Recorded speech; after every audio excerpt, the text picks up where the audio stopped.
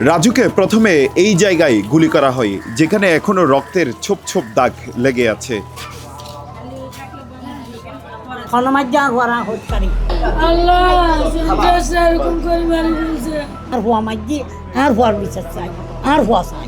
বিলাপ করতে করতে ছেলে হারানোর শোকে বারবার মূর্ছা যাচ্ছেন এই মা। বলছিলেন তার বুকের ধনকে গুলি করে নির্মমভাবে হত্যা করার বর্ণনা।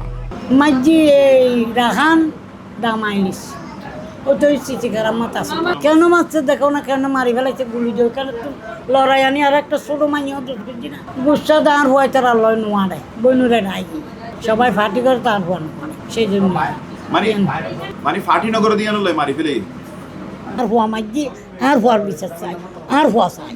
জানা যায় বাইজিৎ থানার রৌফাবাদ বাঁশবাড়িয়া বিহারি কলোনিতে ৬ দিন আগে রাউজানের কদলপুর থেকে বোনের বাসায় বেড়াতে আসেন ২৪ বছর বয়সী যুবক সিএনজি চালক হাসান রাজু। ৭ই মে ঘড়ির কাঁটায় তখন রাত ১০টা। রাতের অন্ধকারে তার বোনের বাসার সামনের গলিতেই হানা দেয় ৫ থেকে ৬ জনের একদল মুখোশধারী দুর্বৃত্ত। কিছু বুঝে ওঠার আগেই রাজুকে লক্ষ্য করে চালানো হয় এলোপাথারি গুলি। রাজুকে যখন একটু দূর থেকে গুলি করছিল তখন সে আসলে প্রাণে বাঁচার জন্য আর একটু সামনেই এগিয়ে, এদিকে হচ্ছে নিচে একটা পথ আছে, এই পথ দিয়ে হয়তো সে পালিয়ে যেতে চেয়েছিল, কিন্তু আসলে সে গুলি খেয়ে তার নিথর দেহ এইখানেই পড়েছিল। আমার সামনে এই রক্তের ছোপ ছোপ দাগ এখনো লেগে আছে।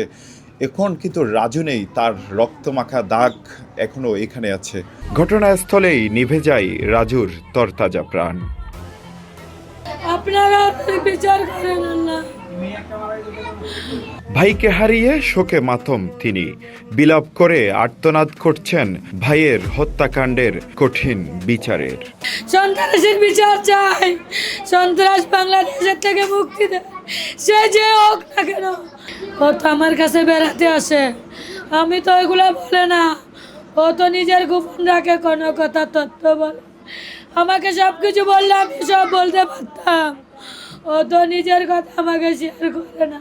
তবে রাজুকে লক্ষ্য করে ছোড়া সেই বুলেট থেকে রেহাই পায়নি ১২ বছরের শিশু রেশমিও। পায়ে গুলিবিদ্ধ অবস্থায় সে এখন হাসপাতালের বিছানায়।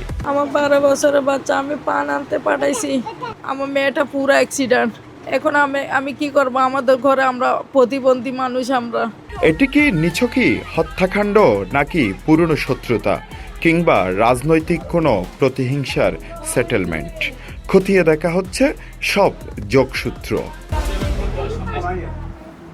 এমন সব হত্যাকাণ্ডের কঠিন বিচার চান এলাকাবাসী সকলেই। আর বাইনার মাঝিরা পাটিয়াল্লাই আর বাইনা দোকান ঘরতে মারবে আর বাইরে পুলিশ বাজার পুলিশ চাই, ওটা ফাঁসি আমরা হুকুম চাই, এগুলা বিচার চাই। বলে রাখি, গত ২৬ এপ্রিল রাউজানের কদলপুরে খুন হন প্রবাস ফেরত যুবদল কর্মী নাসির উদ্দিন। সেই হত্যাকাণ্ডের পর নাসিরের মেয়ে লাভলি আক্তার এই রাজুর বিরুদ্ধেই তুলেছিলেন অভিযোগ। আর সেই ঘটনার মাত্র ১০ দিনের মাথায় প্রাণ গেল অভিযুক্ত রাজুর। তবে এই খুনের শেকড় রাউজানে, সেই প্রশ্নের উত্তর ঘুরপাক খাচ্ছে সকলের কাছে। Hossain Abbas, CTG post, Chittagong.